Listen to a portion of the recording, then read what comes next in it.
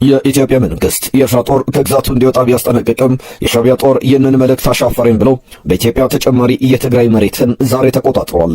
የኤርትራ ጦር ዛሬ በሰሜን ምዕራብ ትግራይ ክልል 4 አካባቢዎችን ተቆጣጥሯል። ዝርዝር ይዘናል።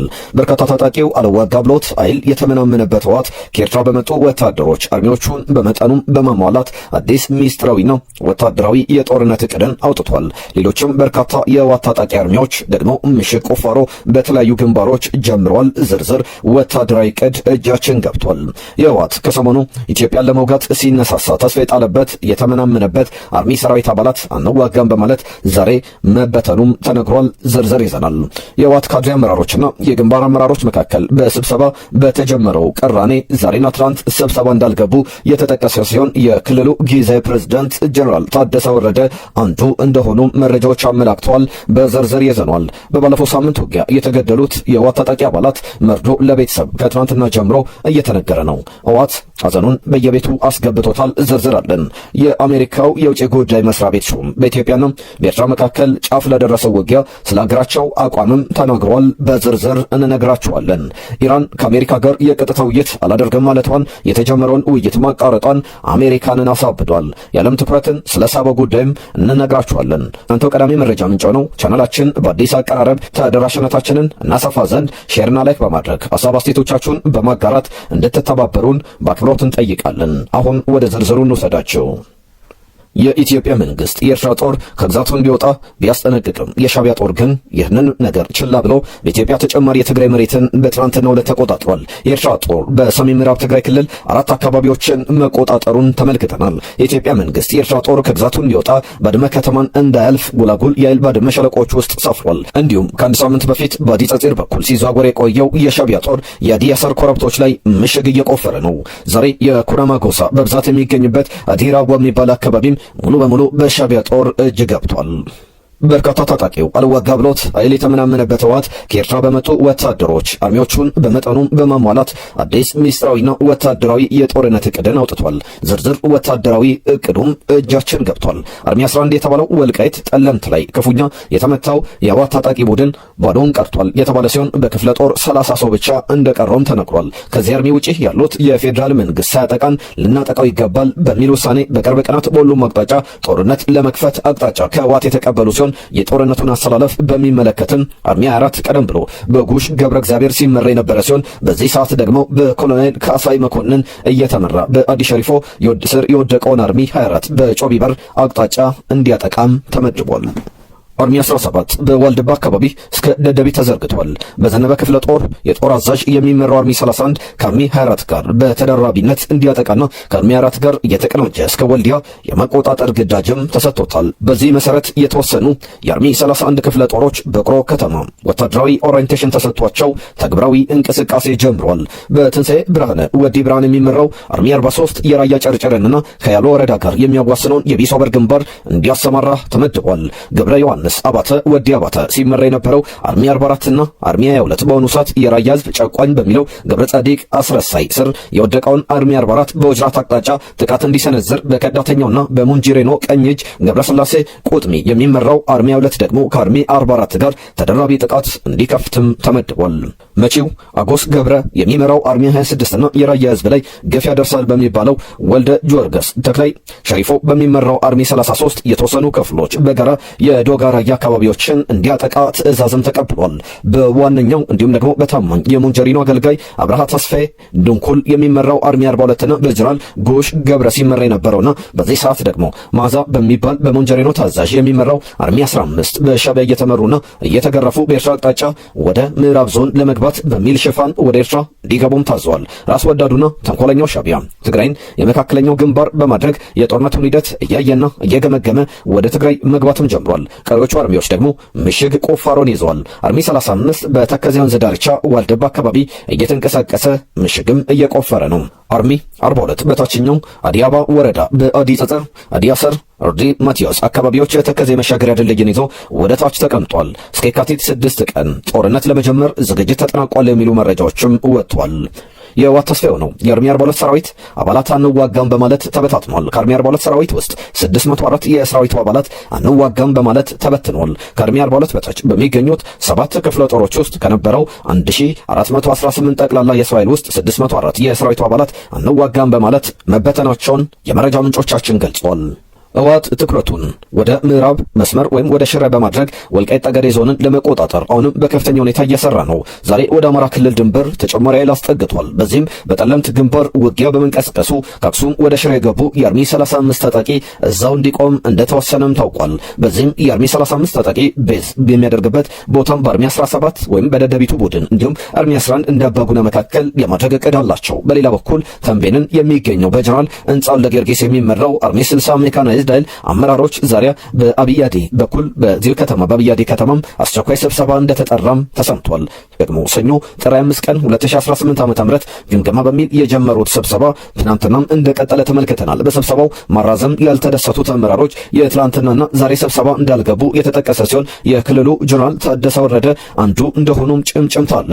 በባለፈው ሳምንት ውጊያ የተገደሉት የህወሓት ታጣቂ አባላት መርዶም ለቤተሰብ ከትላንትና ጀምሮ እየተነገረ ነው። በትግራይ በብዙ ከተሞች የግል ባንኮች የጥሬ ገንዘብ ጨርሰው ስራ እንደቆሙ፣ ንግድ ባንክ ግን በ2000 ብር ጥሬ ገንዘብ ወጪ ገደብ በብዙ ከተሞች አገልግሎት እየሰጠ መሆኑም ተገልጿል።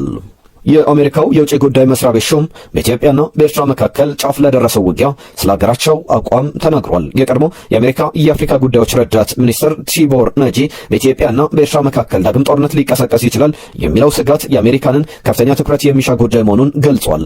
አምባሳደሩ በኤክስ ገጻቸው ባሰፈሩት መልእክት አሜሪካ በሁሉም የዓለም ጉዳዮች ላይ እጇን ማስገባት ባይኖርባትም በአፍሪካ ቀንድ እያገረሸ ያለውን የሁለቱ ሀገራት ውጥረት ግን ችላ ሊባል የማይችል መሆኑን አመላክቷል። ኢትዮጵያ በበርካታ ወሳኝ ጉዳዮች ላይ ውይይት እንዲደረግ እየጠየቀች መሆኑን የጠቀሱት ቲቦር ናጂ እንዲህ አይነት ድርድሮች ውጤታማ እንዲሆኑ የከፍተኛ ደረጃ ወይም ሃይ ሌቭል ዓለም አቀፍ ድጋፍ እንደሚያስፈልጋቸውም ገልጸዋል። በሁለቱ ሀገራት መካከል ሊነሳ የሚችል ጦርነት ሊታሰብ የማይችል አንኢማጂነብል ጥፋት ሊያስከትል እንደሚችልም አስጠንቅቋል። ዋሽንግተን ግጭቱን ለማርገብና ንግግሮችን ለመደገፍ ትኩረት ሰጥታ መንቀሳቀስ እንዳለባትም አሳስበዋል። አምባሳደር ቲቦር ይህንን ያሉት በሁለቱ ሀገራት መካከል የጦር መሳሪያ ዝውውር ክስና የባህር በር ጥያቄን ተከትሎ ዲፕሎማሲያዊ ንግግሮች እየከረሩ በመጡበት ወቅት ነው። የቲቦር አስተያየት ዓለም አቀፉ ማህበረሰብ ጉዳዩን በቅርብ እየተከታተለ መሆኑን የሚያሳይ እንደሆነም ተመላክቷል። አፍሪካ ቀንድ ላይ ፈረንሳይ ለኢትዮጵያ የባህር ኃይል ግንባታ የምታደርገው ድጋፍ ኢትዮጵያ የባህር በር ለማግኘት ከኤርትራ ጋር ከገባችበት ውዝግብ ጋር ምንም አይገናኝም ሲሉ በአዲስ አበባ የፈረንሳይ አምባሳደር ተናግሯል።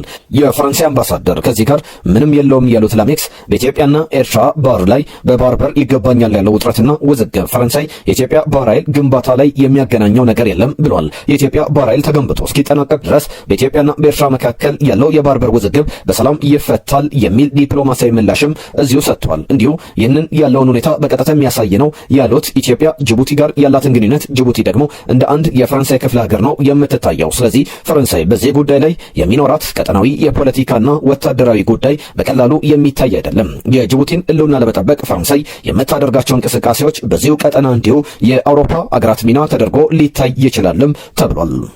ሌላኛው መረጃችን ኤርትራን የተመለከተ ነው። መረጃው ኤርትራ ላይ ግብጽና ሳውዲ አረቢያ ወታደራዊ አጋርነታቸውን አጠናክረው እየቀጠሉ ነው ብሏል ቪኦኤ እንደዘገበው። ኢትዮጵያ ከአረብ ኤምሬትስ ጋር ያደረገችው ያለውን ወታደራዊ ትብብርና ስትራቴጂካዊ አጋርነትም ተከትሎ ግብጽና ሳውዲ አረቢያ ከኤርትራ ጋር ተያይዘው ወታደራዊ ድጋፋቸውን፣ ወታደራዊ ግንኙነታቸውን እያሳደጉም ይገኛል ተብሏል። ይህም የቀይ ባህር ቀጠና የፉክክር ሜዳ መሆኑን ያሳያል ብሏል። በዚህ በኩል ሳውዲ አረቢያ ከፓኪስታን በርካታ የጦር መሳሪያ አውሮፕላኖችን ጨምሮ ለሱዳን መንግስት ልትገዛ ነው። ይህ የዚህ አንዱ አካል ነው። ኢትዮጵያ ባለፉት 6 ወራት 27773 የሳይበር ጥቃቶች ተሰንዝሮባታል ሲል የኢንፎርሜሽን መረብ ደህንነት ኤጀንሲ ያስታውቋል። አገሪቱ ከተሰነዘሩባት ጥቃቶች 99 በመቶ የሚሆኑት በተሳካ ሁኔታ ማምከኗን አስተዳደሩ በግማሽ ዓመት ሪፖርቱ ላይ ገልጿል። ወደ ቢገቡ የአገርን ደህንነት አደጋ ሊጥሉ የሚችሉ 196 የቴክኖሎጂ ውጤቶች ወደ አገር ውስጥ እንዳይገቡ ማድረግ መቻሉንም ገልጿል። አስተዳደሩ ከቀረቡለት 253 የፎረንሲክ የምርመራ ጥያቄዎች መካከል 254ቱ ላይ ለ96.8 በመቶ ምላሽ ሰጥቷል። በተጨማሪም ብሔራዊ የሳይበር ደህንነት ንቃተ ህሊና ግንባታ ማዕቀፍ ተዘጋጅቶ ስራ ላይ የዋለ መሆኑን ተጠቁሟል። ለ14 ተቋማት የሳይበር ደህንነት መፍትሄዎችና የቴክኒክ ድጋፍ መስጠቱንም አስተዳደሩ በማህበራዊ ትስስር ገጹ ላይ አስነብቧል። ከውጪ የሩሲያው ጀነራል ተኳሽ ዱባይ ውስጥ ተያዘ። ባለፈው ዓርብ በሩሲያ ወታደራዊ ስለላ መኮንን በቭላዲሚር አሌክሴቭ ላይ የግድያ ሙከራ ፈጽሞ ወደ ተባበሩት አረብ ኤምሬትስ የሸሸው ግለሰብ በቁጥጥር ስር መዋሉ ተገለጸ። የሩሲያ የደህንነት አገልግሎት እሁድ ዕለት ባወጣው መግለጫ ሊዩቢዮቨር ኮር የተባለ የ60 ዓመት ሩሲያዊ ተጠርጣሪ በዱባይ ተይዞ ለሩሲያ ተላልፎ መሰጠቱን አረጋግጧል። ጀነራል አሌክሴቭ በአሁኑ ወቅት ላይ በሞስኮ በሚገኘው ሆስፒታል በከባድ ሁኔታ ላይ ይገኛል። የጥቃት አፈጻጸሙ ተኳሹ የምግብ አዳራሽ ሰራተኛ በመምሰል ወደ ጀነራሉ መኖሪያ ህንጻ በመግባት በደረጃው ላይ 3 ጊዜ ተኩሶባቸዋል። የሩሲያው ውጭ ጉዳይ ሚኒስትር ሰርጌይ ላቭሮቭ ጥቃቱን የዩክሬን የሽብር ተግባር ሲሉ የጠሩት ሲሆን ዓላማውም በቅርቡ በአቡዳቢ የተጀመረውን የሰላም ንግግር ለማደናቀፍ ነው ብለዋል። ፕሬዝዳንት ቭላዲሚር ፑቲን ተጠርጣሪውን በቁጥጥር ስር ለማዋል ላደረጉት ፈጣን ትብብር የኤምሬትስ አቻቸውን መሐመድ ቢን ዛይድን አመስግነዋል። ጀነራሉ የሩሲያ ወታደራዊ ስለላ ቁጥር 2 ሰው ሲሆን በዩክሬንና በሶሪያ ለነበራቸው ሚና የሩሲያ ጀግና ሜዳሊያም ተሸላሚ ነው። ይህ ጥቃት ባለፉት 15 ወራት ውስጥ በሞስኮ አካባቢ በከፍተኛ ወታደራዊ መኮንኖች ላይ ከተፈጸመ ተከታታይ የግድያ ሙከራዎች አንዱ ሆኖም ተመዝግቧል። በመጨረሻም ኢራን የቀጥታ ውይይት አላደርግም ማለቷ የተጀመረውንም ማቋረጧ ለአሜሪካ ቃሪያ ጥፊ ሆኗል። ኢራን ከአሜሪካ ጋር የነበረውን ዲፕሎማሲያዊ ንግግር አሜሪካ እንዳሰበችው የቀጥታ ውይይት ሳይሆን በተዘዋዋሪ ከኦማን አደራዳሪዎች ጋር ብቻ እንደሚሆን ወሰና። በዚያው መንገድ መስተናገዱ በውይይቱ ዙሪያ የተለመደውን የአሜሪካ አዛዥና ናዛዥነት ላይ ውሃ የቸለሰ አዲስ ነገር ስለመሆኑም ተዘግቧል። በሌላ በኩል ይህው ቀጥታ ያልሆነ ውይይት ቀይ መስመርን ተላልፏል በሚል እንዲቋረጥ ሰበብ የሆነችው እንደተለመደው አሜሪካ ሳትሆን ኢራን መሆኗም ሌላው አስደንጋጭ ነገር ሆኖ ተከስቷል። ይሁን እንጂ ይህንን የተጨናገፈ ውይይት በተመለከተም ፕሬዝዳንት ዶናልድ ትራምፕ በጣም ጥሩ ውይይት ተደርጓል ሲሉ መግለጻቸውን ተከትሎ ኢራን የቅጥፈት ነው ስትል ውድቅ ማድረጓም ይታወሳል። በአሁኑ ወቅት ኢራን ሽምግልናውን ዘግታ ፊቷን ወደ ወታደራዊ ዝግጅት ማዞሯ በክልሉ ትልቅ ስጋትን ፈጥሯል። በአሁኑ ወቅት ኢራን ከእስራኤልና ከአጋሯ አሜሪካ በኩል ሊከሰት ላለው ፍጥጫ እያደረገች ያለችው ዝግጅት በሶስት ዋና ዋና ምሰሶዎች ላይ የተመሰረተ ነው። የሚሳኤልና የድሮን አቅሟን ማሳደግ። ኢራን በመካከለኛው ምስራቅ ትልቁ የሚሳኤል ክምችት እንዳላት ይታወቃል። መረጃዎች እንደሚጠቁሙት አሁን ላይ ትኩረት ያደረገችው የሃይፐርሶኒክ ሚሳኤሎች የአየር መከላከያ ሲስተሞችን ጥሰው ማለፍ የሚችሉ ፈጣን ሚሳኤሎችን ወደ ዝግጅት ማምጣት ነው። የድሮን መንጋ በአንድ ጊዜ በመቶዎች የሚቆጠሩ የካሚካይዝ ድሮኖችን በመላክ የእስራኤልን አይረን ዶም ማስጨነቅ ስልት ነው። ሁለተኛው የውስጥ መከላከያና የከርሰ ምድር ዝግጅት። ኢራን ጥቃት ቢሰነዘርባትም የአጸፋ እርምጃ የመውሰድ አቅሟን እንዳይዳከም ስልታዊ እርምጃዎችን ወስዳለች። የሚሳኤል ከተሞችን፣ የሚሳኤል ማስወንጨፊያዎችንና የኒውክሌር ማዕከላትን በተራራዎች ስር ጥልቀት በሆኑ ዋሻዎች ውስጥ አደራጅታለች። የአየር መከላከያ ጥበቃ የሩሲያ ሰው ሰራሽ የሆኑ ኤስ-300ና የራሷ ባቨር 373 ሲስተሞችን ስልታዊ በሆነ ቦታዎች ላይ አሰማርታለች። የመቋቋም ግንባርም በማስተባበር ኢራን ጦርነቱ በቀጥታ ግዛቷ ላይ ብቻ እንዳይሆን የውክልና ጦርነት ስልቷን አጠናክራለች። በሊባኖስ ሂዝቦላ፣ በየመን ሁቲና በኢራቅ ያሉ ታጣቂዎቿ በአንድ ጊዜ ጥቃት እንዲከፍቱ የሚያስችል የጋራ እዝ ጆይንት ኮማንድ ሴንተር አደራጅታል ነው የተባለው። ይህም እስራኤል በብዙ አቅጣጫ እንድትወጠር ያደርጋታል ሲሉ በጉዳዩ ዙሪያ መረጃ ያላቸው አካላት ያብራራሉ። አራተኛው የኢራን ስትራቴጂካዊ ግብ ነው። ኢራን እነዚህን ዝግጅቶች የምታደርገው የግል ጦርነት ለመጀመር ሳይሆን የመከላከል አቅሟን ለማሳየት ሲሆን ጥቃት ከሰነዘራችሁ ዋጋችሁ ከባድ ይሆናል የሚል መልእክት ለቴል አቪቭና ለዋሽንግተን ማስተላለፍ እንደምትፈልግም ነው እየተገለጸ ያለው። ኢራን በቅርቡ ከሩሲያ ጋር ያደረገችው ወታደራዊ ስምምነት የላቁ የጦር አውሮፕላኖችን ሱ-35 እና የሳይበር ቴክኖሎጂዎችን እንድታገኝም በር ከፍቷል።